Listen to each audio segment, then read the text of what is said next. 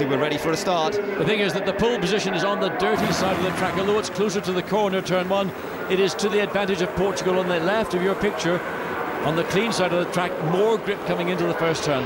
Bit of bunching up behind, but we're all ready to go racing now.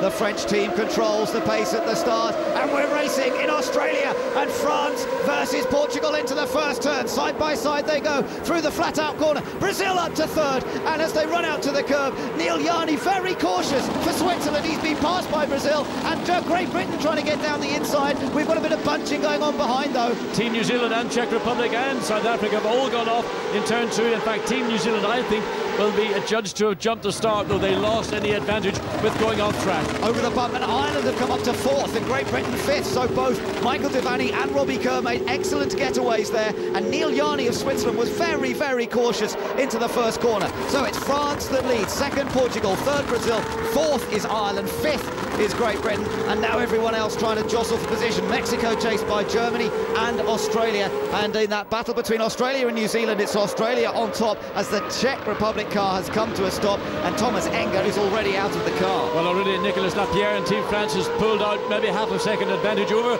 Portugal as they come through turn 9. Safety car is already going to be deployed because of the cars stuck down in turn 2. Thomas Engen, the Czech Republic, was one of 3 cars we saw going off there.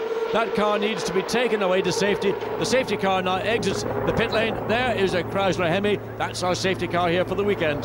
Yep, so out onto the circuit comes the safety car. No great surprise. I think everyone thought we might see some action on the first lap, and sure enough, not too much. They got through the first corner pretty safely. Good start by the French car of Nicolas Lapierre. A very good start as well by Portugal. He did try and think about going around the outside, did Alvaro Perez. Didn't really come off. Well, he had the longer way to go. They were pretty much evenly matched on acceleration. I think Perez maybe had a very marginal gain just at the point when they got on throttle when the lights went to green.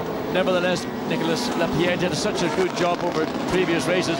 His confidence is high. He had the inside line. He could control the corner, but more critically, he could control the corner into turn 2. Once he got that advantage, then he just began the process that we've seen him and Team France do over the last 2 rounds, just gradually ease away. What a good start from Team Ireland, though. They started in 6th place and they're up to 4th position.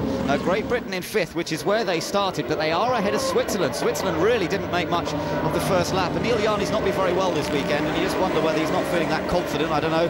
Netherlands are running 7th, Malaysia 8th, Canada 9th, Italy in 10th, then it's Mexico, Germany, Australia are 13th, ahead of Pakistan, Russia, Japan, Lebanon, Austria, China, New Zealand back in 20th, USA 21st, then India and South Africa. Well, the reason there was a bit of a mix and match in the 3rd and 4th rows was simply because going into turn 2, it's natural that everybody will dive down the inside, and of course if you position yourself correctly, you can take advantage of that little bit of greed of trying to sneak away a bit extra track. Just looking at the graphic, you can see who's used the power boost already, and France have already used 2 of the 4 power boosts they're allowed in the sprint race. Remember, they can use it up to 4 times in the sprint race and up to 8 times in the feature. And the way the power boost button works is you've got a switch on the steering wheel. You push it, it is activated or deactivated once you lift off the throttle. So even in the case of a very slight lift, which you might even think was nothing, you will deactivate it. So twice on the opening lap, France. There you see France was marginally behind. That's probably where he activated the power boost button for the first time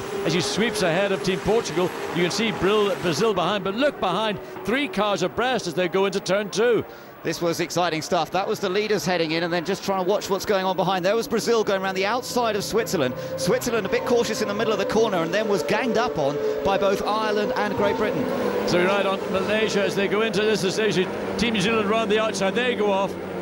Malaysia just about stays on. We're on with Australia. Yeah. But so that was New Zealand losing out there.